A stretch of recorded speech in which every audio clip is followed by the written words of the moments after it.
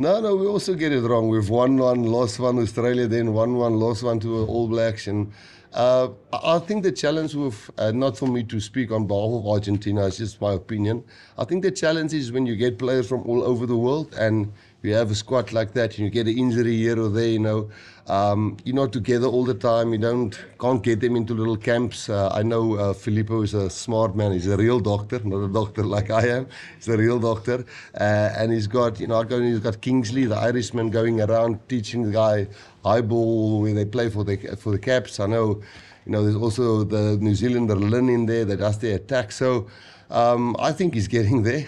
For us, it's nervously we've been getting there really close. But getting players from all over and coordinating that is probably the biggest challenge because we've got about 14, 15 players who doesn't play in South Africa. And it's tougher to manage them within South Africa where you can just draw guys into a camp, align them. So I think alignment's probably, but he's getting it right. So I mustn't talk too much about that.